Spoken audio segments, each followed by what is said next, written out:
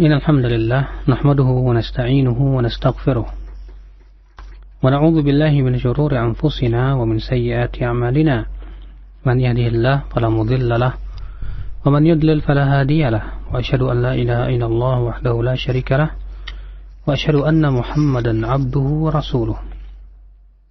قال الله تعالى في كتابه الكريم يا أيها الذين آمنوا اتقوا الله حق تقاته ولا تموتن إلا وأنتم مسلمون أما بعد. Ikhwatul Islam, a'azzani Allah. Kita melanjutkan pembahasan kitab Qawaidut Tahdits fi Fununi Mustalahil Hadits. Kemarin kita sudah berbicara tentang sanad. Apa itu sanad? Ya, telah kita bahas bahwa ia adalah rantai perawi yang menyampaikan kepada matan. Apa itu matan? Yaitu perkataan Rasulullah atau perkataan sahabat atau perkataan tabi'in. Di mana ikhwatul Islam sanad sudah kita jelaskan ya, yang merupakan rantai rawi-rawi adalah merupakan keistimewaan yang Allah berikan kepada umat Islam saja. Tidak diberikan kepada umat-umat yang lainnya. Oleh karena itu, sanad adalah perkara yang sangat penting sekali di dalam membawakan hadis di zaman terdahulu, terutama di zaman-zaman periwayatan. Dan sesuatu yang menarik sekali, para ulama ketika menyampaikan hadis, ternyata ya, kalau kita perhatikan, mereka menyampaikan hadis itu ya sesuai dengan lafaz yang ia dengar dari gurunya. Makanya ya, tata cara mengambil hadis dan tata cara menyampaikan hadis itu sangat diperhatikan oleh para ulama, terutama yang berhubungan dengan lafaz-lafaznya. Oleh karena itu, Al-Imam Jamaluddin Al-Qasimi rahimahullah memberikan bab aqsamu tahammulil hadis. Ya, bagaimana tata cara membawa hadis. Artinya ketika ia mendengar dari syekh, ya, apa yang harus dia bawakan, lafaz seperti apa ketika dia menyampaikan kepada orang lain. Itu ternyata subhanallah sangat diperhatikan sekali. Makanya para ulama ya sangat memperhatikan dan membedakan antara haddatsana dengan akhbarona, dengan amba'ana, dengan an atau qala fulan. Ya, kalau kita perhatikan misalnya kita ambil Sahih Bukhari, kita dapati Imam Bukhari berkata haddatsana. Ya, apa maksudnya haddatsana? Ya, qala akhbarona. Apa maksudnya akhbarona? Qala amba'ana. Apa maksudnya amba'ana? Untuk kapan digunakan haddatsana? Kapan digunakan akhbarona, amba'ana? Kapan digunakan lafaz an ya dari fulan? Dan bagaimana kedudukannya? Mana yang paling tinggi? Nah, ini subhanallah dibahas oleh para ulama hadis. Itu menunjukkan betapa para ulama sangat-sangat membela hadis. Sehingga sampai-sampai tata cara menyampaikan hadis pun ya sangat diperiksa oleh para ulama. Ya, kenapa demikian? Karena adanya perawi-perawi yang terkadang dia mudallis. Apa? Mudallis sudah kita sebutkan pada pembahasan tentang masalah tadlis.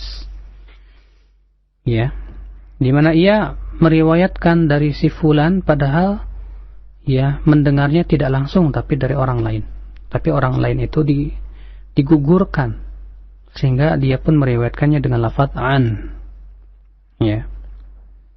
Demikian pula ketika seseorang mengatakan haddatsana, ya berarti maknanya dia langsung mendengar dari syekh. Ya. Tatkala misalnya dia mengaku-ngaku dia mendengar dari syekh haddatsana fulan, ternyata telah disingkap secara sejarah bahwa si fulan tidak pernah bertemu dengan gurunya, maka para ulama menghukumi dia sebagai kadzab, dia tukang dusta. Baik, ya, kita masuk ke pembahasan ini. Aqsamu tahammulil hadis. Macam-macam membawa hadis. Artinya bagaimana tata cara membawa hadis. Al-awwal, yang pertama, as-sama'u min lafdhi syekh. Kalau seorang murid, ya, tata cara mengambil hadis ada beberapa macam. Yang pertama, langsung mendengar dari mulut syekh, imla'an min hifdhihi atau tahditsan min kitabi. Ya, dengan cara syekh mengimla ya hadis-hadisnya dari hafalannya atau dari kitabnya. Misalnya, ya kita duduk di majelis syekh, lalu syekh berkata haddatsana fulan, haddatsana qala haddatsana fulan qala haddatsana, terus sampai Rasulullah sallallahu alaihi wasallam. Berarti kita mendengar langsung dari lafaz syekh. Ya. Ini namanya as-sama' min lafzi syekh. Mendengar langsung dari lafaz syekh. Cara yang kedua yang digunakan oleh para ulama al-hadis ketika mengambil hadis Nabi sallallahu alaihi wasallam, ats-tsani qira'atut talib 'ala syekh wa huwa sakitun yasma'. Yaitu murid membacakan hadis-hadis kepada syekh sementara syekh mendengar ya hadis-hadis yang dibacakan oleh si murid ini. Ya. Sawa'un kanat qira'atu talib alaihi min kitabin aw hifdhin wa sawa'un hafidha syekh ma quri'a alaihi amla. Sama saja apakah si murid ini membacakan hadis-hadis tersebut dari kitab atau ia membacakan hadis-hadis tersebut ya dari hafalannya. Ya. Nah, ini disebut dengan ard. Ard itu artinya menampakkan kepada syekh. Ya. Li'anna al-qari' ya'ridu 'ala syekh ma yaqra'uhu ahlus sama' min asy-syekh. Ya'la min al-qira'ati 'alaihi. Nah, seperti ini disebut dengan ard. Artinya si murid itu ya menyebutkan hadis-hadis dari hafalannya atau dari kitabnya sementara syekh mendengar. Ya, dan syekh membenarkan bahwa ini hadisnya, ini hadisnya, ini hadisnya. Ya, nah ini disebut dengan al-qira'ah 'ala syekh atau yang dikenal dengan ard. Ats-tsalits, sama'u at-talib 'ala syekh bi qira'ati ghairihi. Cara yang ketiga, yang satu membaca, yang lain mendengar, sementara syekh pun mendengar. Ya, seorang qari'nya membaca haddatsana fulan an fulan, syekhnya mendengar, lalu yang lainnya pun mendengar. Nah, ini pun masuk ke dalam kategori kedua sebetulnya, yaitu qira'ah 'ala syekh, ya membacakan hadis kepada syekh. Yang keempat, yang disebut dengan al-munawalah. Ya. Apa itu al-munawalah? An yadfa'a lahu syekh asla sama'ihi. Ya, syekh memberikan buku ya yang berisi hadis-hadis yang ia dengar dari guru-gurunya dan ia mengizinkan untuk meriwayatkannya. Ya. Ini disebut dengan al-munawalah. Dan munawalah ini terkadang sebatas munawalah saja, tanpa disertai dengan ijazah. Ya. Sebatas mengatakan ini buku saya. Tapi dia tidak mengatakan saya izinkan kamu untuk meriwayatkan. Maka ini terjadi ikhtilaf. Apakah berarti si murid ini boleh meriwayatkan dari syekh itu? Sebab ya semata-mata syekh cuma ngasih doang. Tapi dia tidak mengatakan saya izinkan atau tidak. Ya. Maka yang sahih ya al-mana', yang lebih baik tidak tidak dikatakan si fulan, si syekh itu telah mengizinkan, dan tidak boleh si murid meriwayatkan dari syekh. Kecuali kalau dia syekh itu sambil mengatakan ini buku-buku saya yang padanya terhadap hadis-hadis yang saya riwayatkan, dan saya ajaztuka, saya memperbolehkan kamu ya yang disebut dengan ijazah untuk meriwayatkan hadis-hadis saya dari buku ini, silahkan. Nah, ini disebut dengan al-munawalah ma'al ijazah. Ya. Ini yang keempat. Yang kelima yang disebut dengan al-ijazah. Apa itu al-ijazah? Seseorang syekh mengizinkan atau membolehkan untuk orang lain ya meriwayatkan hadis darinya. Dan ini ada beberapa macam. Yang paling tinggi, an yujizal li khasin fi khas. Syekh mengizinkan seseorang tertentu hadis-hadis juga yang tertentu. Misal, ya, saya izinkan kamu fulan untuk meriwayatkan dari saya kitab Sahih Bukhari, atau misalnya hadis-hadis saya ini dan itu. Ya, berarti dia memberikan ijazah kepada orang tertentu, ya, dan hadis-hadisnya pun sudah tertentu. Ya, ikhwatul Islam azani Allah. Maka yang seperti ini, ya, paling tinggi dan ini diperbolehkan. Macam yang kedua, yaitu ijazah li khasin fi am, yaitu memberikan ijazah, memberikan izin kepada seseorang untuk meriwayatkan hadis dari dirinya semuanya secara umum. Misalnya ajaztu laka riwayata jami'i masmu'ati, aku mengizinkan kepada kamu untuk meriwayatkan dariku semua yang aku dengar hadis-hadisku dari guruku tanpa memberikan pengecualian. Pokoknya semua hadis yang aku riwayatkan silahkan kamu riwayatkan dariku. Ya, ini disebut dengan ijazah untuk orang tertentu, berarti riwayatnya umum. Ya. Macam yang ketiga, ijazah untuk umum pada hadis-hadis tertentu. Contohnya, ajaztu liman adrakani riwayat al-Bukhari. Aku memberikan ijazah kepada setiap orang yang bertemu denganku untuk meriwayatkan Sahih Bukhari dariku. Kemudian, ya, macam yang kelima, ijazah am li am, fi am. Ya, artinya umum pada hadisnya juga yang umum. Contohnya, aku berikan ijazah kepada semua orang yang ada di zamanku untuk meriwayatkan seluruh riwayat-riwayatku. Ya, dan macam-macam yang lainnya. Namun yang paling tinggi adalah yang pertama tadi. Itu adalah ijazah. Ya, yang kemudian kata ijazah ini diambil dalam bahasa Indonesia menjadi ijazah, yang sebetulnya asalnya dari kata ijazah. Ya. Yang kemudian sekarang berupa ijazah bahwa si fulan sudah tamat dari sekolah ini. Ya, kalau di zaman dahulu ijazah itu adalah, ya, tanda bahwa si fulan boleh meriwayatkan hadis dari guru fulan. Itu namanya ijazah.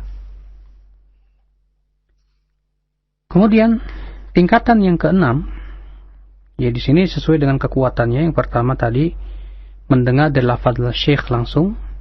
Yang kedua yaitu seorang murid membacakan hadis kepada syekh dan syekh mendengar. Yang ketiga yaitu, ya, seorang murid membacakan hadis kepada syekh, saya mendengar dan yang lain mendengar.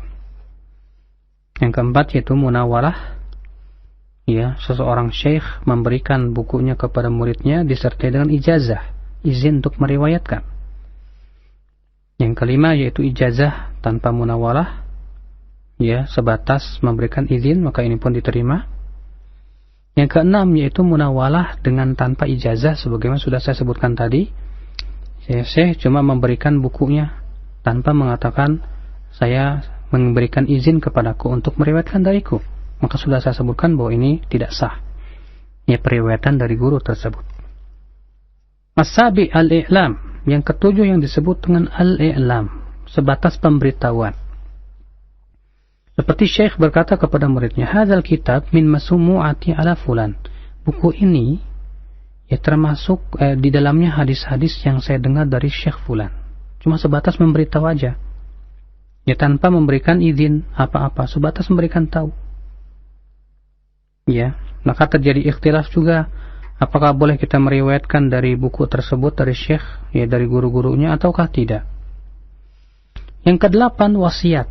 Seperti misalnya seorang syekh berwasiat, ya, bahwa kalau saya mati, saya wasiatkan buku ini, ya, untuk si fulan.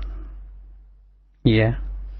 Maka wasiat seperti ini kalau ternyata disertai dengan ijazah, maka sah. Kalau dengan tanpa ijazah, maka yang azhar wallahu alam, ya, diperbolehkan. Yang kesembilan disebut dengan al-wijadah, yang menemukan hadis atau buku dengan tulisan syekh yang sudah dikenal. Ya, misalnya kita menemukan, loh, ini ada buku, kita lihat tulisannya, kita kenal, oh ini tulisan syekh fulan. Ya, maka bolehkah ia meriwayatkan? Maka ya boleh dia meriwayatkan, tapi dengan syarat dia mengatakan wajadtu au qara'tu bi khatti fulan, aku menemukan sebuah buku dengan khatnya si fulan. Ya, seperti itu. Dan di dalam Musnad Imam Ahmad banyak, ya, di mana anaknya meriwayatkan dari Imam Ahmad. Maka Imam Nawawi berkata, wa amal amal bil wijadah fa'anil mu'zam annahu la yajuz wa qata'a al-ba'd biwujubil amal biha inda husul thiqati bihi. Qala wa hadha huwa as-sahih alladhi la yattaji fi hadhihi al-azman ghairuhu.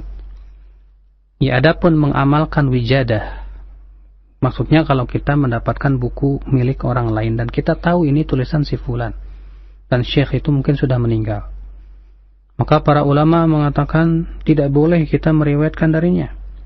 Dan sebagian ulama mengatakan wajib dia mengamalkan hadis-hadis yang ada pada buku tersebut ketika kita sudah betul-betul thiqah dan yakin bahwasanya ini adalah tulisan si syekh dan bahwasanya si syekh itu adalah seorang perawi yang thiqah. Dan inilah yang benar, kata Imam Nawawi rahimahullah. Nah, ini ikhwatal Islam. Makanya dikenal, ya, di dalam tata cara mengambil hadis itu ada sama mendengar langsung dari syekh. Biasanya kalau mendengar langsung dari syekh, mereka ya menyebutnya dengan haddatsana atau akhbarona. Ya, terjadi ikhtilaf apakah haddatsana boleh atau apa sama dengan akhbarona atau tidak. Biasanya kalau dia mendengar dari syekh, dia katakan haddatsana. Ya, kalau ramai yang mendengarnya haddatsana. Kalau cuma dia sendirian haddatsani. Ya, tapi kalau murid yang membacakan kepada syekh, ya, biasanya sering digunakan dengan lafaz akhbarona. Ya. Atau qara'tu ala syekh, ya, aku bacakan kepada syekh. Ya. Kemudian yang selanjutnya yaitu ijazah. Ijazah, sebagian ulama ada yang menggunakan lafaz amba'ana. Ya, sebagian ulama ada yang menggunakan lafaz amba'ana untuk ijazah. Namun ya kebanyakan ulama juga menggunakan kata amba'ana itu semakna dengan akhbarona. Dan sebagian ulama menggunakan lafaz yang ya sama, ajazani fulan. Si fulan memberikan ijazah kepada saya untuk meriwayatkan hadis ini. Ya. Nah, ini ikhwatul Islam azani Allah, yang jelas ini semua menunjukkan betapa para ulama sangat berhati-hati di dalam meriwayatkan hadis. Sampai-sampai tata cara mengambil hadis dari syekh pun sangat diperhatikan dan dibedakan antara mendengar dari mulut syekh atau membacakan langsung kepada syekh dan syekh mendengar atau memberikan izin ijazah, itu tingkatannya berbeda-beda. Ya. Ikhwatul Islam, dan itu mempengaruhi tata cara ada bagaimana menyampaikan hadis. Ya, ketika dia mengambilnya dari mulut syekh langsung dia mendengar, maka dia sampaikan kepada orang lain dengan mengatakan haddatsana. Ya, kalau itu bersama orang-orang yang lain. Tapi kalau sendirian haddatsani. Ya. Ikhwatul Islam. Nah, para ulama kemudian ya menukil sanad itu sesuai dengan yang dia dengar dari gurunya. Kalau gurunya berkata haddatsana, ditulisnya haddatsana. Tidak boleh dirubah dengan yang lain. Ya. Kalau gurunya mengatakan an, ya, dengan lafaz an dari, maka mereka pun menulisnya dengan kata an. Ya, kenapa demikian? Karena kata-kata an itu sebagaimana sudah kita jelaskan pada pembahasan hadis mu'an'an, bahwa an itu tidak jelas apakah dia mendengar langsung atau tidak. Dan sudah kita bahas juga bahwa ya selama seorang perawi itu bukan mudallis dan dia ada kemungkinan besar untuk bertemu dengan gurunya, maka periwayatan dengan an itu boleh diterima. Sebagaimana ini adalah madhab jumhur para ulama, bahkan seluruh ulama. Namun ya bersendirian padanya Imam Bukhari yang mensyaratkan harus bertemu dengan syekh. Demikian ya akhul Islam, azani Allah wa iyyakum, wallahu alam. Ya barangkali ini saja yang bisa sampaikan, dan insyaallah kita akan membuka tanya jawab. Naam. Baik, pendengar yang dirahmati Allah Subhanahu wa taala, demikian penjelasan yang disampaikan oleh Ustaz Badrul Salam berkaitan dengan tata cara pengambilan hadis dari murid kepada gurunya. Kami berikan kesempatan bagi Anda yang ingin bertanya melalui pesan singkat di layanan pesan singkat di 0819 896543, dan jangan lupa untuk menyertakan nama dan alamat Anda. Dan bagi Anda yang ingin bertanya melalui telepon, silahkan di 021 823 6543. Sekali lagi di 021 823 6543. Kita akan berikan untuk satu penelpon yang pertama, silahkan. Halo. Waalaikumsalam warahmatullahi. Dengan siapa di mana? Dari hamba Allah di Tanjung Priok, Pak. Silakan, Pak. Begini pertanyaannya, Pak Ustaz ya. Pertanyaan saya, Abdul mana kita thalabul ilmi di radio dengan di radio apa secara langsung gitu. Iya. Itu saja, Pak. Apakah nanti kalau kita di alam nanti dipertanyakan siapa guru kita, dari mana kita mendapatkan guru.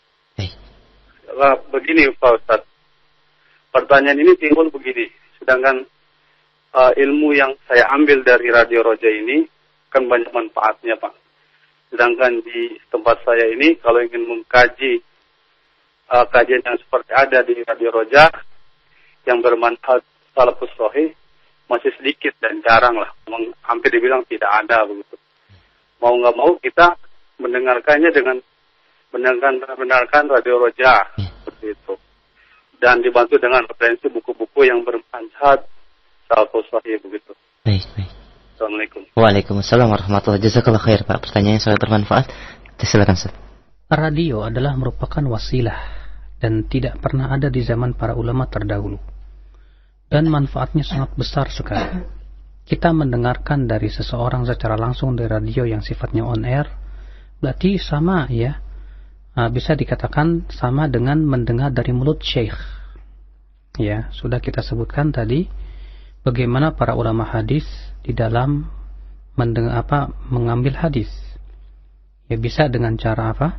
Mendengar dari mulut syekh langsung. Berarti ya, walaupun melalui radio, selama kita ketahui syekhnya siapa, guru kita siapa, orangnya bagaimana, manhajnya benar atau tidak, dan yang lain bisa dipercaya, ini sama dengan kita mendengar langsung dari mulut ya syekh. Ya, sudah saya sebutkan tadi tentang bagaimana tata cara tahammul atau membawa hadis dari syekh. Ya. Adapun kita menghadiri majelis ilmu, jelas itu pahalanya lebih utama, artinya lebih besar. Ya, tidak menunjukkan bahwa mendengar dan berguru di radio tidak boleh, sama sekali tidak. Bahkan kita ambil wasilah-wasilah seperti ini ya untuk terus menambah wawasan keilmuan kita. Ya, adapun kemudian kita tinggalkan wasilah yang telah Allah Subhanahu wa taala berikan kepada kita kemudahan di zaman ini, maka ini kejumudan ya, dan ketidakfaqihan terhadap makna-makna syariat. Maka dari itu tetap kita gabungkan. Ya, kita gabungkan antara kita mendengar ilmu dari radio, tentunya tidak mencukupkan diri dengan itu, tapi juga kita mendatangi kajian-kajian. Kenapa? Karena itu lebih berkah dan lebih lebih besar pahalanya di sisi Allah Subhanahu wa taala insyaallah. Ya, namun tentunya hendaknya kita memilah ya antara ustadz yang betul-betul kuat keilmuannya dengan yang sebatas pandai bicara saja. Ya, kita utamakan ustadz-ustadz yang memang kualitas keilmuannya bagus ya. Kenapa? Karena sebagaimana sering kali kita bawakan hadis Nabi sallallahu alaihi wasallam, inna min asyratis sa'ah an yultamasal ilmu 'inda al-asaghir. Di antara tanda hari kiamat bahwa ilmu itu diambil dari al-asaghir. Nah, Jazakallahu khairan Ustaz atas jawabannya. Kami berikan kesempatan kedua di line telepon, silahkan di 0218236543. Tafadhol. Halo. Assalamualaikum. Waalaikumsalam warahmatullahi. Dengan siapa Pak? Dengan Pak Nasir Pak di Sukabumi. Baik, silahkan Pak. Ini Pak, saya ingin bertanya mengenai kita mengambil hadis-hadis yang sahih itu kan Pak, apalagi saya orang yang memiliki keterbatasan. Jadi harus bagaimana sikap saya gitu terhadap hadis-hadis ini, sementara kita untuk mengkaji sangat rentang lah gitu. Paling-paling saya melalui radio ini. Kemudian pertanyaan kedua, saya ingin dihibur Pak, terus terang aja. Beberapa bulan yang lalu saya dihinggapi rasa takut, yang dimana rasa takut itu ketika saya mendengar azab kubur dan sebagainya. Jadi apakah ada yang diberikan Allah kenikmatan setelah kita meninggal dunia ini? Jadi kadang-kadang saya merasa trauma dan lain sebagainya setelah saya dianugerahi musibah atau penyakit yang entah apa, saya juga heran gitu. Saya diberi perasaan-perasaan seperti itu gitu Pak. Apakah sehingga saya, apalagi ketika saya mendengar bahwa kematian itu adalah merupakan pemutus segala kelezatan, saya seringkali merasa dengan dosa-dosa saya yang sangat banyak gitu. Baik Pak, bisa kita tangkap pertanyaan. Assalamualaikum. Waalaikumsalam warahmatullahi wabarakatuh. Jazakallahu khair. Silakan Ustaz. Tentunya di dalam mempelajari hadis Nabi Shallallahu Alaihi Wasallam, para ulama memerintahkan kita untuk talaqi. Apa itu? Duduk bersimpu di majelis syekh dan mendengarkan penjelasan-penjelasan langsung dari para syekh, dari para ulama, atau dari kitab-kitab para ulama. Ya, alhamdulillah para ulama sudah meninggalkan syarah-syarah dan penjelasan-penjelasan terhadap hadis Nabi Shallallahu Alaihi Wasallam. Ya, ada syarah Sahih Bukhari, ya terlebih Fathul Bari dan yang lainnya, syarah Sahih Muslim, syarah Sunan Abi Dawud, ya syarah Sunan Nasai dan yang lainnya. Alhamdulillah, tinggal kita baca, ya, dan kalau bisa juga kita duduk di majelis ya para asatidzah yang memang betul-betul sangat kuat pemahamannya terhadap hadis Nabi Shallallahu Alaihi Wasallam, sehingga kita pun bisa memahami hadis demi hadis. Ya, apa yang bisa kita petik, apakah hadis itu sahih ataukah dhaif, apa faidah yang bisa kita dapat ataupun yang lainnya. Adapun permasalahan Anda yang berhubungan dengan rasa takut, ikhwatal Islam, ya, rasa takut itu baik dan bagus apabila rasa takut itu menimbulkan semangat untuk beramal. Tapi kalau sebatas rasa takut tapi malah menjadikan kita tidak mau beramal, ini dari syaitan. Ya, seharusnya rasa takut itu dibarengi dengan apa? Ya, amal saleh dan kekuatan untuk beramal saleh, ya. Maka dari itulah ya para ulama ketika menyebutkan tentang hakikat ilmu, seperti Al-Imam Al-Hasan Al-Basri, beliau berkata, "Laisal ilmu bi kathrati riwayah walakin bil khasyah." Ilmu itu bukan dengan banyaknya hafalan riwayat, akan tetapi terutama ilmu itu adalah adanya khasyah, artinya ilmu yang menimbulkan rasa takut kepada Allah, dan rasa takut itulah yang mencegah dia dari melakukan kemaksiatan dan memberikan motivasi yang kuat untuk beramal saleh. Nah, Jazakallahu khair Ustaz. Dan kita berikan kesempatan kembali untuk penelpon yang ketiga di 0218236543. Silakan. Halo. Halo, Assalamualaikum. Waalaikumsalam warahmatullahi. Mohon maaf Pak, dikecilkan radio monitornya, ada feedback. Jazakallahu khair. Dengan siapa di mana? Dengan Pak Aceh di Citerep. Silahkan Pak Aceh.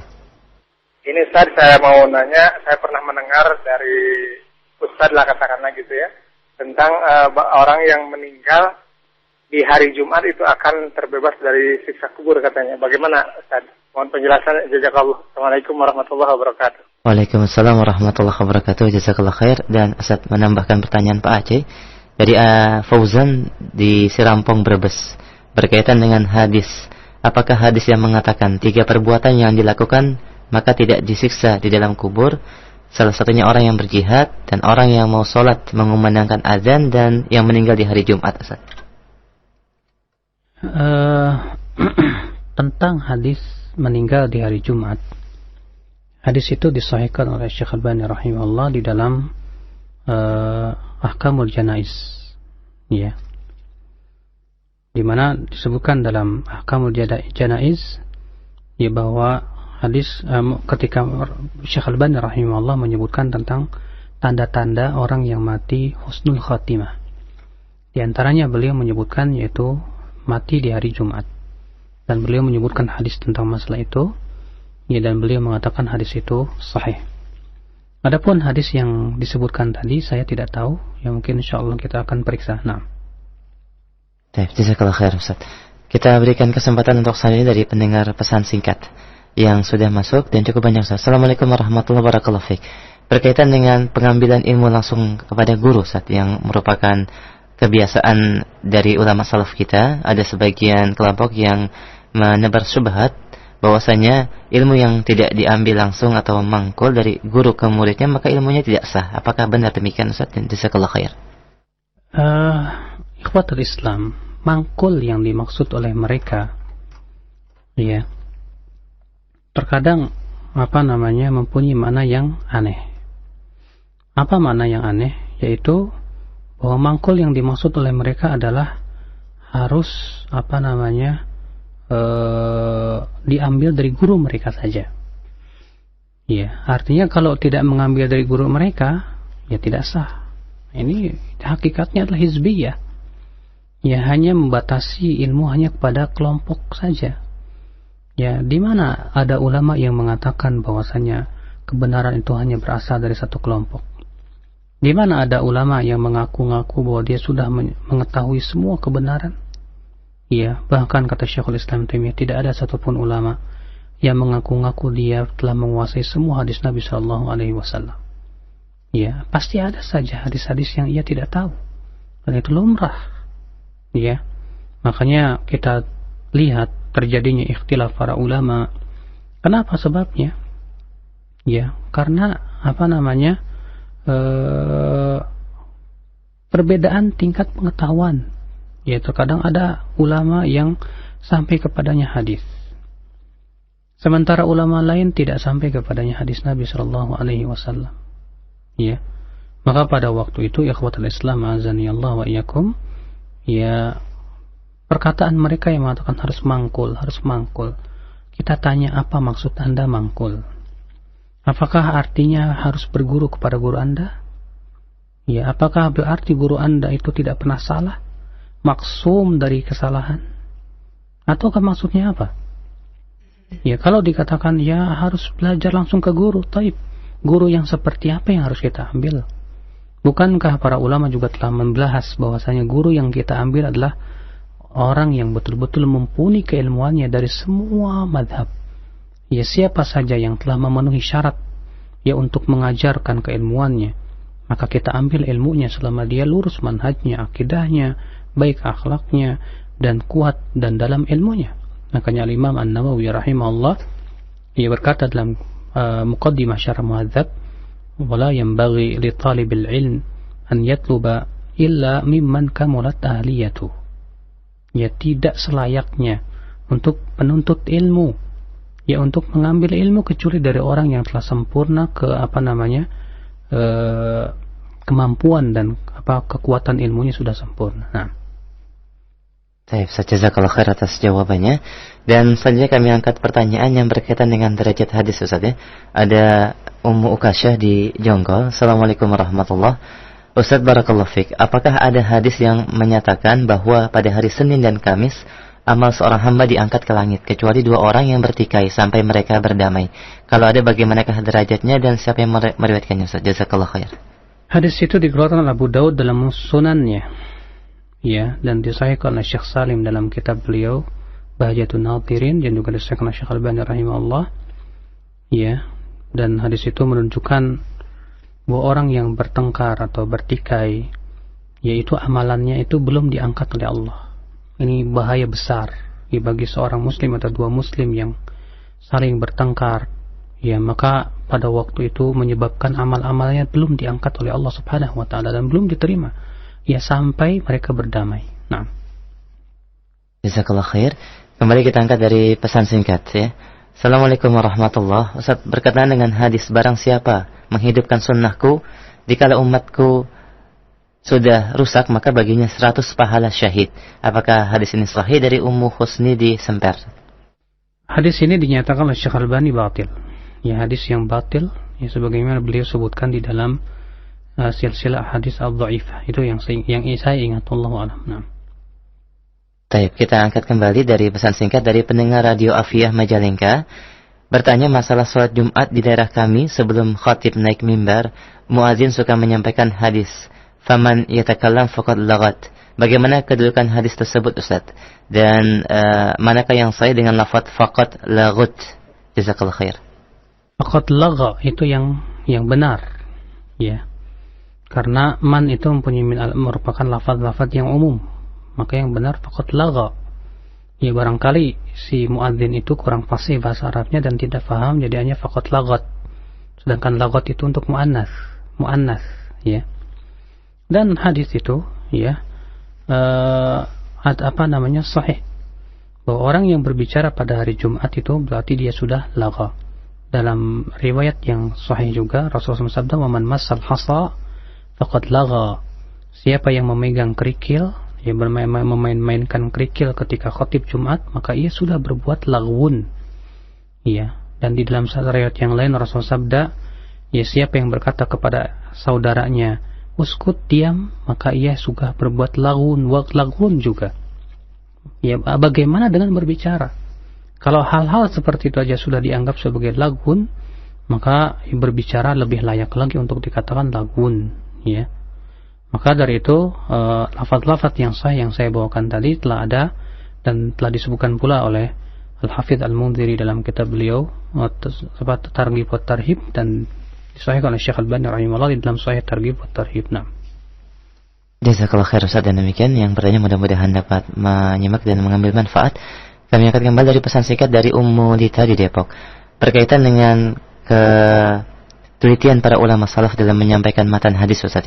Bagaimana kalau kita menyampaikan salah satu hadis dari Rasulullah, kemudian di pertengahan lupa, lalu kemudian kita jelaskan secara garis besarnya. Apakah ini diperbolehkan, Ustaz? Ini sebetulnya pembahasan yang akan datang, insyaallah. Nanti kita akan bahas, ada pembahasan yang berhubungan dengan bagaimana meriwayatkan hadis. Itu ada pembahasan khususnya. Baik, kita pending dulu Ummu Lita dan akan kami sampaikan pada babnya insyaallah. Dan bagi Anda yang ingin bertanya secara langsung, silakan di 0218236543. Kami berikan kesempatan. Tafadhol. Halo. Silakan. Assalamualaikum. Baik, terputus. Kami berikan kesempatan kembali di 0218236543. Namun sebelumnya ada penanya yang bertanya tentang istilah dalam hadis. Assalamualaikum warahmatullahi wabarakatuh. Ustaz, apakah bedanya sanad dengan isnad? Jazakallah khair. Tentang masalah sanad dan isnad, yang rajih itu tidak ada bedanya. Di mana sanad itu semakna dengan isnad, yaitu silsilatul rijal al-musilah lil matn, yaitu rantai rawi yang menyampaikan kepada matan. Itu adalah sanad, dan tidak ada bedanya secara istilah, tidak ada bedanya dengan isnad. Wallahu a'lam. Walaupun secara bahasa mungkin ada sedikit perbedaan. Nah. Jazakallahu khair, Ustaz. Kita angkat kembali dari telepon yang sudah masuk, silakan. Assalamualaikum. Assalamualaikum warahmatullahi wabarakatuh. Waalaikumsalam warahmatullahi wabarakatuh. Dengan siapa, Pak? Dia dari Abu Yusuf di Gorontalo. Ahlan, silakan, Pak. Ya, bisa 2 pertanyaan, Ustaz? Silakan. Ya, pertanyaan yang pertama, di sini Ana mendengarkan hadis. Hadis ini kurang lebih bunyinya, barang siapa yang cinta kepadaku, kata Nabi, maka dia akan bersamaku di surganya Allah Subhanahu wa ta'ala. Jadi kurang lebih hadis ini seperti itu. Mohon penjelasan kesahihan daripada hadis ini. Kemudian yang kedua mengenai tarawih, itu yang hadis sahih itu yang bagaimana, Ustaz? Apakah 4 1 salam atau 2 1 kali salam sebagaimana hadis sholat malam itu 2-2? Terima kasih penjelasannya. Jazakumullah khairan. Assalamualaikum warahmatullahi wabarakatuh. Waalaikumsalam warahmatullahi wabarakatuh. Jazakallah khair, Pak. Barang siapa yang mencintaiku, maka ia bersamaku di surga. Saya tidak tahu dengan lafaz seperti itu. Yang saya tahu adalah sebuah hadis Nabi SAW bahwa ada seorang laki-laki berkata kepada Rasulullah, ya Rasulullah, al-mar'u yuhibbu qauman walamma yalhaq bihim. Seseorang mencintai suatu kaum, tapi dia tidak bertemu dengan mereka. Kemudian Rasulullah bersabda, al-mar'u ma'aman ahab. Seseorang itu akan bersama yang ia cintai. Dan ini ya jelas, kalau kita mencintai Rasulullah, maka kita akan dikumpulkan dengan Rasulullah. Kita akan bertemu dengan Rasulullah kelak pada hari kiamat. Ya, karena Rasulullah SAW mengatakan seseorang itu bersama yang ia cintai. Ya, kelak pada hari kiamat kita dikumpulkan dengan orang-orang yang kita cintai. Adapun apakah kita tingkatan surganya sama dengan Rasulullah, yaitu sesuai dengan keimanan dan ketakwaan kita. Ya, kalau keimanan kita memadai untuk setingkat dengan masuk ke dalam surganya yang dihuni oleh Rasulullah dengan izin Allah, ya kita bisa masuk sebagaimana para sahabat Rasulullah sallallahu alaihi wasallam. Ya, yang jelas apakah kita akan bertemu di surga, saya tidak tahu tentang adanya riwayat seperti itu. Yang jelas adanya hadis yang menyebutkan bahwa seseorang itu akan bersama yang ia cintai kelak pada hari kiamat. Adapun hadis sholat tarawih, maka sesungguhnya sholat tarawih itu tidak ada bedanya dengan sholat tahajud. Ya, tidak ada bedanya dengan sholat tahajud karena ia sama-sama termasuk qiyamul lail. Ya, sholat malam. Dan sholat malam itu telah Rasulullah SAW melakukan dengan beberapa cara. Ya, Rasulullah SAW, namun kebanyakan yang Rasulullah lakukan adalah dua-dua. Karena ini berasal daripada periwayatan qauli. Apa itu qauli? Itu langsung dari sabda Rasulullah. Beliau bersabda, salatul laili mathna mathna. Salat malam itu adalah 2 rakaat. Ini sifatnya qaul. Dan dalam kaidah usul fikih, bahwa qaul itu lebih kuat daripada sebatas perbuatan. Bahkan kita lihat didukung oleh perbuatan-perbuatan Rasulullah seperti dalam hadis Ibnu Abbas dan beberapa riwayat yang lainnya dari sahabat lain, bahwa Rasulullah sholat 2 rakaat. Kata Ibnu Abbas, fasalla raka'ataini thumma autara biwahidah. Beliau sholat 2, kemudian kemudian beliau witir dengan 1 rakaat. Ini yang kuat. Ya, memang ada riwayat dari hadis Aisyah radhiyallahu anha bahwa Rasulullah SAW sholat 4. Jangan kamu tanya tentang baik dan buruknya. Tsumma shalla arba'an fala tas'al husnihin wa tulihinna. Kemudian beliau pun sholat 4 dan jangan kamu tanya tentang panjang dan bagusnya. Kemudian beliau witir dengan 3 rakaat. Bolehkah kita melakukan perbuatan Rasulullah 4-4-4 ini? 4-4-3? Al-jawab boleh. Ya. Namun apakah 4 rakaat ini dengan 2 tahiyat? Ya, atau bagaimana?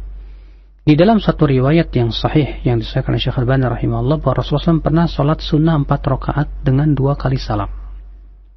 Ya, dengan 2 kali tahiyat dan 1 kali salam di akhirnya. Namun demikian, yang lebih utama adalah kita melakukan 2-2-2. Kenapa demikian? Karena yang 2-2 itu adalah sifatnya berasal dari sabda, sedangkan 4-4 itu berasal dari perbuatan. Dan kaidah mengatakan apabila perkataan dan perbuatan ya bertabrakan, maka lebih didahulukan ya perkataan tentunya. Walaupun demikian kita katakan boleh, silakan ya dia melakukan 4-4-3, namun itu bukan sebuah sesuatu yang dilanggengkan oleh Rasulullah sallallahu alaihi wasallam. Allahu a'lam. Nah. Baik, jazakallahu khair Ustaz atas penjelasannya. Kita angkat kembali, ada satu penelpon pendengar kita di pos pengumum. Silakan Pak. Assalamualaikum Ustaz. Waalaikumsalam warahmatullah. Ini Anda mau tanya, ada salah satu hadis yang tidak tentang angkat tangan di hari Jumat Ustaz, pada salat Jumat itu. Di situ diterangkan hadisnya lemah untuk kita angkat tangan pada saat membaca doa. Itu aja dan syukran. Mengangkat tangan pada saat khatib berdoa ya Pak ya? Taib, itu saja. Hadis itu dikeluarkan oleh Imam Muslim dalam sahihnya. Bukan hanya lemah, ya bukan lemah maksudnya, bahwa perbuatan itu diingkari oleh para sahabat. Ya, ketika ada seorang khatib Jumat ya berdoa dan mengangkat kedua tangannya, lalu ada seorang sahabat langsung mengingkarinya di tempat dan berkata, qabbahallahu hatainil yadain. Semoga Allah memburukan 2 tangan ini. Ya, Artinya pengingkaran ini menunjukkan bahwa itu perbuatan tidak pernah dilakukan oleh Rasulullah SAW. Maka dari itu, ya, mengangkat kedua tangan ketika berdoa di dalam khutbah Jumat itu perkara yang tidak disyariatkan. Nah. Jazakallah khair Ustaz. Kemudian kami angkat kembali pertanyaan dari pesan singkat. Assalamualaikum warahmatullahi dari Ummu Abbas di Bekasi. Ustaz, apakah yang dimaksud dengan marfu' dan mauquf? Jazakallah khair. Kemudian tambahan juga ya, dikecualikan oleh para ulama, yaitu salat doa istisqa.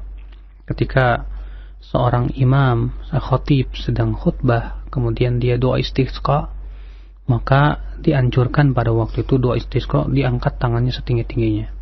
Sebagaimana warid juga dari Rasulullah SAW, ini khusus untuk doa istisqa saja.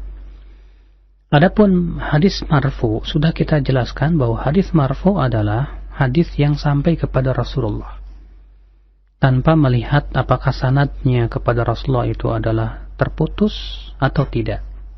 Yang jelas sampai ke Rasulullah. Ya. Kalau mauquf itu sampai kepada sahabat. Ya. Jadi ini marfu dan mauquf. Ya. Marfu itu artinya yang sampai kepada Rasulullah, mauquf artinya yang sampai kepada sahabat Rasul tanpa melihat keadaan sanad. Apakah sanadnya itu terputus atau tidak. Beda dengan hadis musnad. Hadis musnad adalah hadis yang bersambung sanadnya sampai Rasulullah sallallahu alaihi wasallam. Nah. Jazakallah khair Ustaz atas jawabannya. Kami angkat kembali dari pertanyaan pendengar kita. Ustaz, berkaitan dengan ucapan insyaallah, apakah segala sesuatu setelah telah ada atas kehendak Allah, bagaimana dalam pembicaraan? Kami ulangi kembali, bahwa setiap segala sesuatu telah ada atas kehendak Allah, bagaimana dalam pembicaraan sehari-hari? Apakah kita dituntut untuk mengucapkan atas kehendak Allah, atas segala perkara yang kita akan lakukan? Jazakallah khair. Allah Subhanahu wa ta'ala berfirman dalam surat Al-Kahfi, "Wala taqulanna li syai'in inni fa'ilun dzalika ghada illa ay yasha Allah." Ya. Janganlah sekali-kali kamu mengatakan saya akan berbuat ya besok perbuatan ini kecuali dengan mengatakan insya Allah. Maka dari itu adab kita, kalau kita mengucapkan sesuatu yang akan datang, bahwa kita akan melakukan perbuatan di masa yang akan datang, maka ya adab kita adalah untuk mengucapkan insya Allah. Nah. Jazakallah khair Ustaz. Kami angkat kembali dari pesan singkat. Bagaimana dengan hadis ucapan para sahabat Ustaz ketika hari raya, yaitu taqabbalallahu minna wa minkum? Apakah ini lemah secara marfu sebagaimana yang disebutkan pertanyaan dari Bapak Ismail di Kampung Baru? Betul, tidak ada satupun riwayat yang sahih yang marfu sampai Rasulullah mengenai ucapan taqabbalallahu minna wa minkum. Yang ada adalah riwayat-riwayat yang sahihah dari para sahabat. Iya. Dari para sahabat Rasulullah SAW. Ini adalah doa-doa yang warid tanpa ada pengingkaran di antara para sahabat. Dan Al-Imam Asy-Syafi'i ya, menyebutkan dalam kitab Ar-Risalah bahwa perbuatan sahabat yang masyhur dan diketahui oleh sahabat yang lainnya tanpa ada pengingkaran di antara mereka adalah hujjah. Yaitu adalah perbuatan ya termasuk hujjah. Artinya boleh wajib kita ambil dan wajib kita amalkan. Ya karena tidak mungkin ya perbuatan itu tidak diingkari kalau itu bukan perkara yang benar. Artinya pasti itu perkara yang benar. Ya, karena ini adalah seakan para sahabat ya bersepakat untuk menerimanya dan menetapkannya. Allahu a'lam. Jazakallah khair. Kita angkat kembali dari pertanyaan pesan singkat. Assalamualaikum warahmatullahi wabarakatuh. Ustaz, bagaimana bersikap terhadap saudara yang menganggap hadis-hadis sahih yang tidak sesuai dengan pemahamannya, dikatakan oleh dia hadis tersebut belum pasti akan kebenarannya, sehingga tidak mau mendengarkan dan masih keras dalam menjalankan amalan-amalnya menyimpang? Dari Abu Rihan di Bintaro, Ustaz, mohon nasihatnya. Ini menunjukkan akan dia itu orang yang mengikuti hawa nafsu. Ya, kita katakan perbuatan Anda yang Anda lakukan, apakah Anda pastikan bahwa itu kebenarannya? Kalau hadis yang jelas sahih saja dia ragukan kebenarannya hanya karena dia menganggap ya, karena bertentangan dengan perbuatannya dia, maka kita katakan kepada dia, loh, yang kamu lakukan itu, apakah sudah pasti juga kebenarannya? Untuk mengatakan itu sebagai sebuah kebenaran, Anda harus menegakkan hujah dan alasan yang kuat bahwa itu adalah benar, dan kebenaran itu hakikatnya yang berasal dari Allah dan Rasulnya. Iya, subhanallah, keanehan yang terjadi ketika dia lebih mempertahankan sebuah ritual yang dia tidak ketahui dalilnya, lalu dia tolak mentah-mentah hadis-hadis yang jelas-jelas sahih di hadapannya. Ya, dengan alasan katanya hadis ini belum tentu benar. Kita katakan, ya akhi, mana yang lebih berhak untuk dikatakan tidak benar? Perbuatan Anda yang jelas-jelas tidak jelas jeluntrung dan hadisnya kemana? Ya, dengan hadis yang jelas-jelas sahih di mata Anda, mana yang lebih berhak untuk ditolak? Orang yang berakal tentu akan berpikir, ya, bahwa ya, kewajiban kita adalah mengamalkan sesuai dengan dalil yang sampai kepada kita. Adapun kemudian sebatas taklid, maka taklid hakikatnya adalah mengikuti orang lain dengan tanpa dalil. Yang kebanyakan yang dilakukan mereka adalah taklid, dan para ulama semua bersepakat bahwasanya taklid itu bukan ilmu. Ya, Allahu a'lam. Nah. Jazakallahu khair Ustaz atas jawabannya. Dan kami angkat kembali pertanyaan dari pesan singkat dari Bapak Yunus di Bogor. Ustaz mohon jelaskan berkenaan dengan hadis puasa sunnah Rasulullah di bulan Sya'ban, dan itu merupakan puasa beliau yang paling banyak. Apakah hadis ini sahih dan bagaimana penerapannya Ustaz? Jazakallahu khair. Hadis itu dikeluarkan Bukhari dan Muslim dari hadis Aisyah radhiyallahu anha, ini bahwasanya tidak pernah Rasulullah berpuasa sebulan penuh kecuali Ramadan, dan tidaklah beliau banyak berpuasa kecuali bulan Sya'ban. Dan beliau ya memulai dari awal. Adapun mulai berpuasa dari pertengahan Sya'ban terjadi ikhtilaf para ulama. Ya, yang rajih wallahu alam bahwa itu makruh. Ya, sebagaimana dalam sebuah riwayat yang dihasankan oleh Syekh Albani rahimahullah, bahwa Rasulullah melarang memulai berpuasa dari pertengahan Sya'ban. Allahu a'lam. Nah. Jazakallahu khair.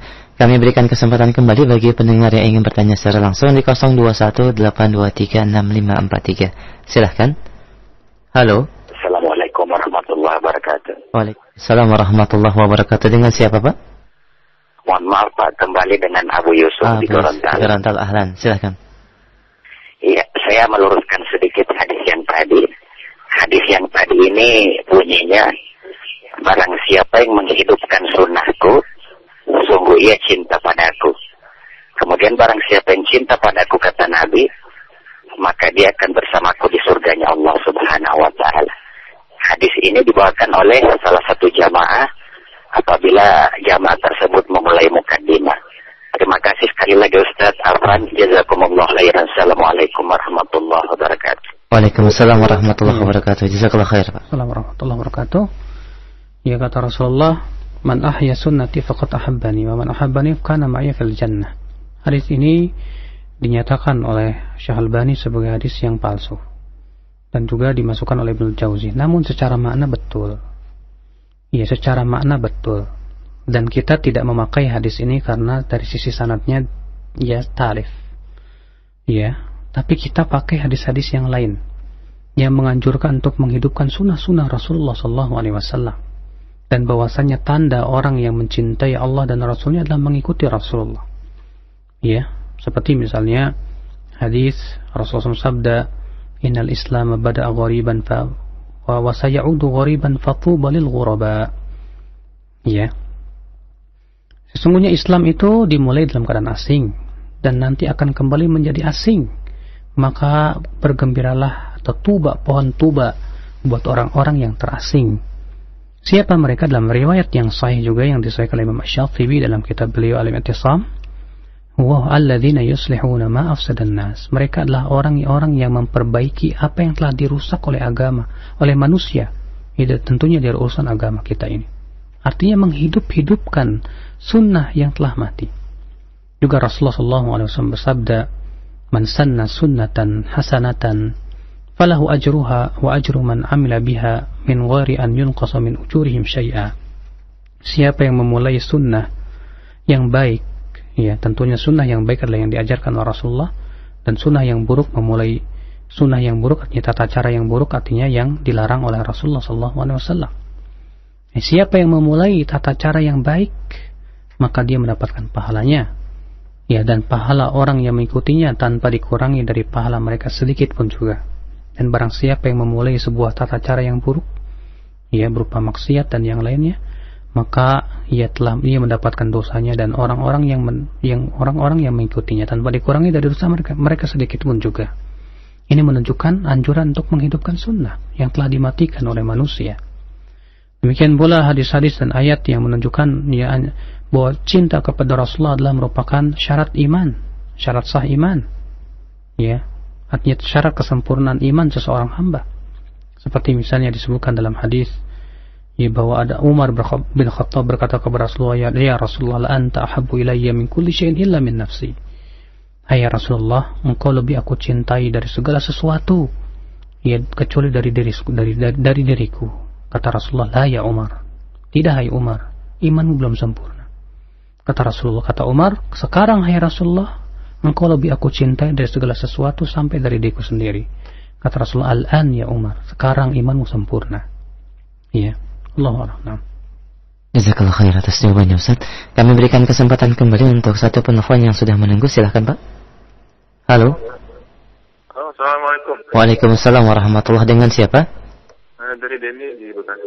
Silakan Pak. Ini Pak Ustaz. Mohon maaf Pak Denny, radionya dikecilkan sedikit, ada feedback. Jazakallah khair. Silakan.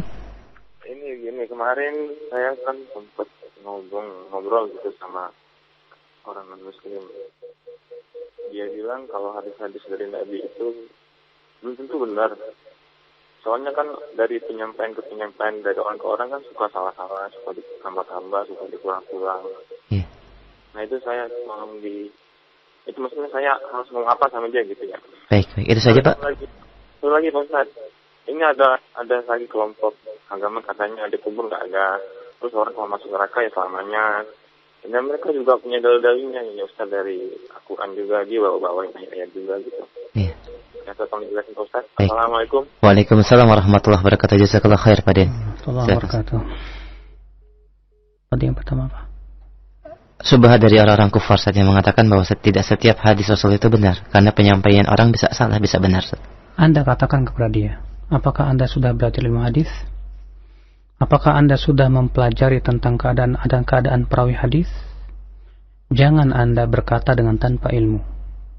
Iya. Baik. Kalau saya kabarkan kepada Anda, saya mendengar si fulan berkata begini. Anda percaya sama saya? Iya. Ya akhi, kalau misalnya perkataan orang kita saja terkadang diterima dalam pengabaran-pengabaran seperti itu, bagaimana dengan perawi-perawi? Perawi-perawi itu sudah diberikan kriteria yang ketat oleh para ulama. Ya, dari sisi hafalannya, dari sisi amanah ilmiahnya, kejujurannya, ya, agamanya, kefiqahannya, itu betul-betul sangat dipertimbangkan. Ya. Makanya kata-kata dia, ya bisa jadi salah. Kita katakan, Mas, yang namanya bisa jadi itu, ya, itu kalau keadaannya orang tersebut masih diragukan apakah yang diriwayatkan itu hafalannya kuat atau tidak. Adapun kalau kita melihat orang ini sangat jujur dan sangat kuat hafalannya, sampai saking kuat hafalannya itu sampai dia tidak pernah lupa apa yang diriwayatkan tahun ini, ya sampai tahun depan pun dia tetap ingat. Ya, saya yakin Anda saja ya mempercayai apa yang dikatakan oleh pendeta Anda misalnya, ya, yang dikabarkan oleh pendeta Anda. Kenapa? Karena Anda percaya bahwa pendeta Anda adalah tidak mungkin berbuat dusta. Demikian pula, ya, para perawi hadis Nabi SAW ketika melihat kesolehan dan ketakwaan, kejujuran, ya, keimanan kepada Allah dan rasa takutnya untuk berdusta atas nama Rasulullah dan disertai dengan kewaraan yang luar biasa, ini semua adalah menguatkan, ya, segala sesuatu perkara-perkara ini yang menguatkan sisi kebenaran apa yang disampaikannya. Ya, maka dari itulah orang yang berkata seperti ini, ya, akibat daripada sebetulnya tujuan dia ingin syakik, hakikatnya dia itu syaitan yang ingin meragukan Anda ya terhadap hadis-hadis Nabi Shallallahu Alaihi Wasallam.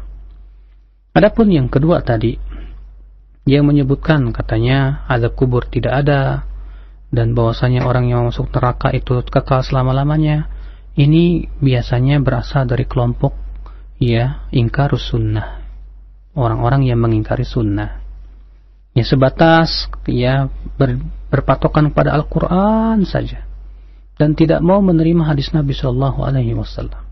Dan kelompok seperti ini sudah dikabarkan oleh Rasulullah dalam hadis yang sahih, bahwa Rasulullah SAW sabda, yushiku an yajlisa rajul ala arikatihi, hampir-hampir nanti akan ada orang yang duduk di depannya, ya'tihi sunnatun min sunnati, datang kepada dia salah satu hadis sunnah Nabi Sallallahu Alaihi Wasallam. Faqal, maka ia berkata, da'na min hadza, tinggalkan saja ini.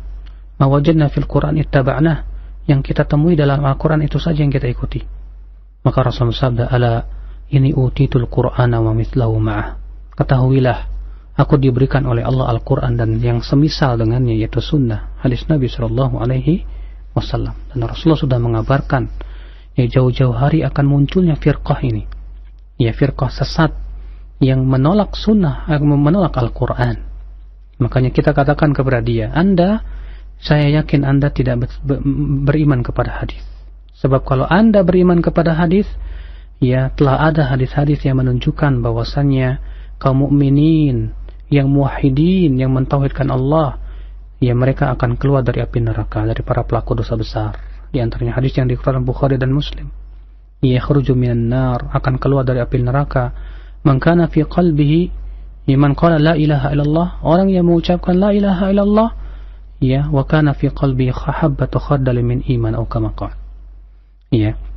Sementara di hatinya itu ada sebersah biji sawi dari keimanan. Hadis ini tegas jelas menunjukkan bahwa orang yang mati di atas la ilaha illallah dan dia pelaku dosa besar, suatu ketika bahwa la ilaha illallah itu akan bermanfaat dan mengeluarkan dia dari api neraka. Maka ini menunjukkan orang ini tampaknya menolak hadis-hadis Rasulullah Sallallahu Alaihi Wasallam. Nah, jazakallah khair Ustaz, dan semoga yang bertanya dapat memahami dengan baik. Dan kita angkat kembali, ada satu telepon yang sudah menunggu. Halo. Assalamualaikum. Waalaikumsalam warahmatullahi. Dengan siapa? Dari Abu Desya dari Tambun. Silahkan Bapak. Assalamualaikum Ustaz. Assalamualaikum. Ini saya mau nanya Ustaz, ada pendapat yang mengatakan kalau waktu berbuka puasa bukan pas azan, karena azan itu waktu untuk kabar sholat. Gimana? Ya, itu saja Pak. Yang satu lagi. Baik, silahkan. Masalah saat khotib duduk di antara dua khotbah, apakah kita ada sunahnya untuk berdoa? Iya. Itu aja. Baik. Assalamualaikum. Waalaikumsalam warahmatullahi wabarakatuh. Jazakallah khair atas pertanyaannya Pak. Silakan Ustaz. Waktu berbuka adalah waktu masuknya maghrib, yaitu terbenamnya matahari. Karena para ulama semua berijma dan bersepakat bahwasannya waktu puasa berakhir ketika terbenamnya matahari, dan terbenamnya matahari adalah permulaan waktu maghrib. Maka dari itu orang yang mengatakan katanya waktu berbuka itu bukan adzan, kita tanya, maksud Anda apa? Kalau maksud dia bahwasanya adzan itu tidak harus tepat waktu ketika pas matahari terbenam, maka ini batil. Justru adzan itu harus sesuai dengan waktunya. Ketika matahari terbenam langsung adzan, dikumandangkan. Kalau dia mau mengatakan maksudnya bahwa di zaman sekarang tampaknya adzan itu kayaknya terlambat. Kita lihat matahari sudah terbenam, kok adzannya belum berkumandang juga. Maka barang siapa yang melihat matahari telah terbenam dan dia tidak mendengar atau belum mendengar adzan, maka pada waktu tetap dia boleh berbuka puasa. Sebagaimana disebutkan dalam hadis riwayat Abu Daud, bahwasanya Rasulullah SAW pernah berada di sebuah safar bersama para sahabatnya. Tatkala para matahari telah terbenam, Rasulullah SAW sabda kepada Bilal, ya Bilal, qum fajdah lana, berdirilah dan sediakan minum buat kita. Kata Bilal, hai Rasulullah, akan tetapi langit masih terang. Kata Rasulullah, qum fajdah lana, tetap kamu ayo bangkit dan sediakan minuman buat buka puasa. Kata Bilal, demi Allah, faqumtu fajadahtu lahu, Ya, kata Bilal, maka aku pun pergi dan menyediakan minuman buat Rasul, dan Rasul pun minum. Kata Bilal di akhir riwayat itu, demi Allah, kalau ternyata barangkali ada di antara kami yang berdiri di atas untanya, mungkin matahari masih kelihatan sedikit. Ya, tapi Rasulullah tidak lakukan itu. Itu menunjukkan bahwa sebatas kita melihat matahari tenggelam, tapi tentunya dengan syarat bukan tenggelam di balik gunung ya. Kalau tenggelam di balik gunung ya ini berbeda. Tentunya di sebuah daerah yang datar. Ini sebagaimana halnya di mana di Saudi Arabia di padang pasir ya, datar sehingga terlihat matahari itu tenggelam. Maka kalau kita melihat jelas matahari sudah tenggelam dan sudah tidak terlihat, maka pada waktu itu sudah masuk waktu berbuka dan sudah masuk waktu maghrib. Nah, jazakallah khair Ustaz. Kami angkat kembali pertanyaan saja dari pesan singkat yang sudah cukup banyak masuk. Kita angkat sebagiannya. Assalamualaikum warahmatullahi wabarakatuh. Bagaimanakah Ustaz perkataan seseorang yang mengatakan bahwa semua terjadi atas kehendak Allah? Berimannya seseorang atau tidak, mengikuti sunnah atau dia melakukan kebid'ahan, maka semua sudah menjadi kehendak Allah. Apakah ada hak atau bagian bagi manusia untuk memiliki kehendak sendiri, dan bagaimana keyakinan ini? Jazakallah khair Ustaz. Apa yang Anda inginkan dari kata kehendak Allah ini? Iya, karena ya akhi, kehendak Allah itu ada dua. Kehendak Allah yang bersifat kauniyah, qadariyah. Itu tidak berhubungan dengan masalah cinta dan benci. Dan kehendak Allah yang bersifat syariah yang berhubungan dengan cinta dan benci. Allah berkehendak adanya kekafiran, tapi Allah pun berkehendak agar manusia menjauhi kekafiran. Dan tidak bertentangan antara dua kehendak ini. Dan Allah pun sudah membekali manusia dengan kemampuan, di mana setiap kita pasti mampu. Ya, ketika saya katakan kepada Anda, maaf, ya, di dalam gelas ini ada racunnya, pasti ya kita tidak akan pernah berkata, ya kalau Allah berkehendak saya mati ya mati, kalau Allah berkehendak tidak mati ya tidak mati, saya minum aja. Tidak boleh. Ya, justru merupakan hikmah Allah yang Allah Subhanahu wa Ta'ala telah berikan dan ciptakan kepada manusia, bahwa manusia pun diberikan kehendak dan kemampuan, walaupun tentunya kehendak dan kemampuan kehendak Allah, kehendak manusia ya di bawah kehendak Allah. Yang jelas, ya, ikhwatul Islam, memang segala sesuatu telah Allah kehendaki, karena Allah Maha Kuasa atas segala sesuatu. Ya, keimanan kita bahwa Allah Maha Kuasa atas segala sesuatu mengharuskan keimanan kita bahwa Allah telah mampu menghendaki segala sesuatu. Ya, sebab kalau sesuatu itu tidak di luar kehendak Allah ternyata terjadi, ya, berarti Allah tidak kuasa dan tidak punya kemampuan. Ya, dan ini merupakan celaan terhadap Allah. Ya, na'udzubillah. Akan tetapi kehendak Allah tentunya sesuai dengan hikmahnya dan kebesarannya serta keadilannya. Dan Allah tidak pernah menzalimi hamba-hambanya, akan tetapi yang zalim adalah hamba. Maka dari itu yang melakukan perbuatan zalim, yang melakukan perbuatan maksiat itu yang hakikatnya adalah hamba, bukan Allah.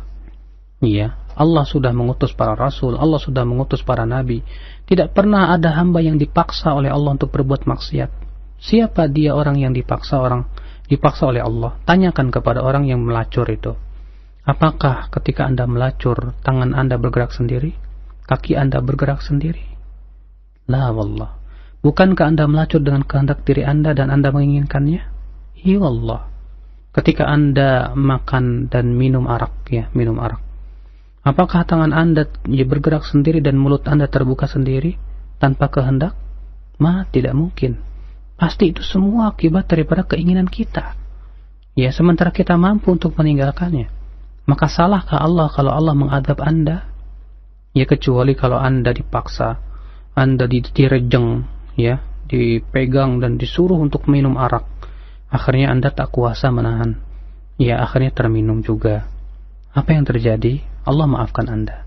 Karena itu bukan kehendak, keinginan Anda. Anda dipaksa.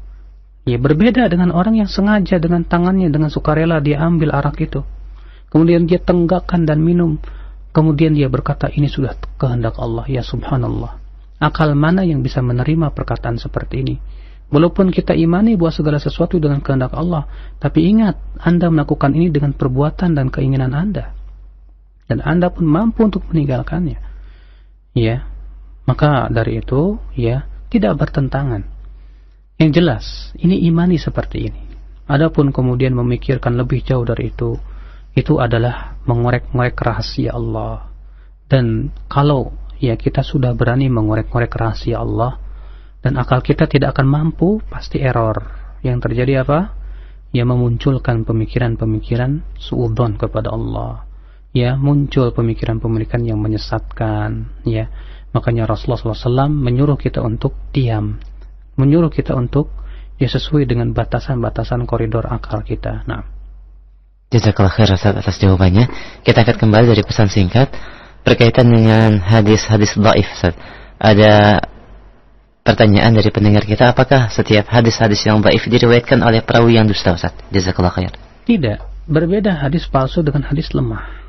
Ya, hadis palsu itu adanya pada perawi yang kadzab, yang suka berdusta. Adapun hadis lemah akibat daripada ya macam-macam kelemahan itu. Bisa jadi kelemahan akibat sanadnya yang terputus. Bisa jadi kelemahan akibat si perawinya itu suka tadlis, melakukan tadlis. Bisa jadi kelemahannya itu akibat daripada perawinya buruk hafalannya. Iya. Iya. Nah, keburukan hafalan ini ya bertingkat-tingkat. Ada yang syadid, yang sangat berat, ya, buruk hafalannya sehingga lebih banyak salahnya daripada benarnya. Maka ini sangat lemah dan ini tidak bisa menguatkan dan tidak bisa dikuatkan. Ada lagi yang buruk hafalan di mana antara benar dan salahnya masih seimbang dan ini menghasilkan keraguan. Ya, dan sesuatu yang menghasilkan keraguan diperintahkan oleh Rasulullah SAW untuk ditinggalkan. Rasulullah SAW sabda, "Da'ma yaribuk ila ma la yaribuk." Tinggalkan apa yang meragukan kepada apa yang tidak meragukan. Maka setiap yang meragukan dalam Islam matruh, ya harus dibuang. Iya. Nah ini dia. Makanya mengapa sebagian ulama ada yang membolehkan mengamalkan hadis dhaif sebatas fadilah amal? Itu membab ihtiyat. Katanya yang namanya hadis lemah karena ringan itu ada kemungkinan salah, ada kemungkinan benar. Kemungkinan salah dan benar itu 50-50. Maka untuk hati-hati kita amalkan. Kita katakan tidak demikian. Kenapa? Karena justru Rasulullah memerintahkan kita untuk meninggalkan segala sesuatu yang meragukan. Dan hadis lemah itu termasuk ya perkara yang menghasilkan keraguan. Nah, jazakallahu khair Ustaz atas jawabannya. Kami angkat kembali pertanyaan dari pesan singkat dan berkaitan dengan hadis. Dari pendengar kita, Assalamualaikum warahmatullahi wabarakatuh. Apakah hadis yang berbunyi hari ini harus lebih baik dari hari kemarin, dan esok harus lebih baik dari hari ini? Dari Abu Sifa di Jakarta. Setahu saya itu bukan hadis, tapi perkataan sebagian ulama. Ya, perintah untuk supaya hari ini lebih baik daripada hari kemarin. Itu pun juga saya tidak tahu siapa ulama yang mengucapkannya. Yang jelas ini butuh untuk kita lihat lagi. Yang jelas, ya, bagaimana supaya hari ini lebih baik daripada hari kemarin? Tentunya dengan banyaknya bertambah keilmuan kita. Semakin bertambah keilmuan kita. Makanya Ibnu Mas'ud berkata, ya, hari-hari yang amalku tidak bertambah itu adalah hari yang aku sesali. Ya, aku sedih padanya. Artinya jangan sampai ya hari-hari kita tidak ada amal. Atau bahkan mungkin amalan kita lebih banyak hari kemarin daripada amal kita di hari ini. Hari ini kita lebih banyak melakukan sesuatu yang sia-sia dibandingkan dengan hari kemarin. Diusahakan setiap hari ada ilmu yang baru kita ketahui. Ada ilmu dengan banyak, bagaimana dengan cara banyak membaca, duduk di majelis ta'lim, dan juga terus mengamalkan ilmu-ilmu tersebut. Nah, jazakallahu khair. Kami angkat kembali dari pesan singkat dari pendengar kita. Assalamualaikum warahmatullahi wabarakatuh. Ustaz, apakah yang dimaksud dengan an-anah dari Muhammad Rizki di Bintara? An-anah adalah sebuah sanad yang semua perawi dalam sanad tersebut meriwayatkan dengan an. Ya, fulan an fulan an fulan an fulan sampai Rasulullah dengan lafaz an. Maka ini disebut dengan an-anah. Ya, maka hadis ini kalau sanadnya seperti itu, ada perawi yang mengatakan an fulan disebut dengan haditsul mu'an'an. Nah, ya, kata an dari itu tidak menunjukkan bahwa dia mendengar langsung. Berbeda dengan haddatsani. Kalau haddatsani itu mendengar langsung, akhbarani, demikian pula. Kalau an tidak. Ya, bisa jadi mendengar, bisa jadi tidak. Ada ihtimal. Namun, ya, karena mungkin perawinya tidak mudallis dan bisa dipercaya dan ada kemungkinan kuat bertemu dengan gurunya, disitulah perkara-perkara yang mengunggulkan kebenaran periwayatannya. Ya, berbeda kalau ternyata perawinya mudallis. Ya, maka kalau perawi mudallis sesuai dengan tingkatannya tentunya, tingkatan keberapa menurut Al-Hafidz Ibnu Hajar, ya, ataupun tingkatan ketiga sampai kelima, maka tidak syak lagi bahwa anahnya tidak diterima. Adapun tingkatan pertama dan kedua, maka itu masih diterima, terutama dari mereka yang sangat banyak meriwayatkan dari seseorang, ya. Allahu a'lam. Jazakallah khair Ustaz. Kita angkat kembali pertanyaan dari pesan singkat dan sedikit keluar dari tema. Assalamualaikum warahmatullahi wabarakatuh. Ustaz, bagaimanakah tata cara rujuk kita dari talak satu dan talak kedua? Apakah mesti ada saksi dan cukup diketahui oleh istri saja? Jazakallah khair Ustaz. Sebagian ulama mengharuskan adanya saksi, ya, supaya tidak ada pengingkaran, ya, kelak pada suatu hari kelak. Akan tetapi ini hukumnya sunnah saja dan bukan sebuah syarat. Ya, cukup kita katakan saya rujuk. Ya, itu sudah cukup. Allahu a'lam. Nah. Jazakallah khair atas jawabannya. Kita angkat kembali dari pendengar kita Ummu Aisyah di Lampung. Ustaz, apakah ada hadis yang menganjurkan jika setiap habis salat subuh membaca surat Muhammad? Jazakallah khair. Saya belum menemukan riwayat yang sahih tentang masalah itu. Ya, bahwasanya setelah salat subuh kita dianjurkan membaca surat Muhammad. Ya, Allahu a'lam. Baik, kembali kita angkat dari pesan singkat. Ada pendengar kita yang bertanya berkaitan dengan ayat dalam firman Allah surat Ali Imran 103, wa'tasimu bihablillahi jami'an wa la tafarraqu wazkuru ni'matallahi 'alaikum. Ayat ini dijadikan dalil tentang adanya khilafah, karena setelah kekhilafahan 4 sahabat maka tidak ada khilafah, maka dengan dalil ini mereka tegakkan khilafah. Apakah ini benar Ustaz? Jazakallahu khair. Jelas ini adalah pendapat yang batil, karena khilafah tetap ada, ya, sampai terakhir daripada khilafah itu terus tetap ada, ya, selama di situ ada seorang muslim yang diangkat sebagai pemimpin dan diakui oleh kaum muslimin di negeri itu, ya. Adapun khilafah yang dimaksud dengan khilafah Islamiyah dalam artian betul-betul menegakkan syariat Islam, ya, maka ya itu pun ada khilafah Abbasiyah, Umayyah, terus ya dari zaman ke zaman ada kemudian khilafah, ya, setelahnya. Maka mereka yang mengatakan bahwa khilafah hanya ada pada Khulafaur Rasyidin saja, setelah itu tidak ada kekhilafahan dalam artian tidak ada negeri Islam, ini hakikatnya mengkafirkan, ya, negeri-negeri Islam semenjak itu. Ya, berarti sudah tidak ada lagi negeri Islam, ya, setelah para Khulafaur Rasyidin meninggal dunia. Ini batil. Allahu a'lam. Ini saja yang bisa sampaikan, mudah-mudahan bermanfaat. Subhanakallah bihamdika asyhadu an la ilaha illa anta astaghfiruka wa atubu ilaik. Wassalamualaikum warahmatullahi wabarakatuh.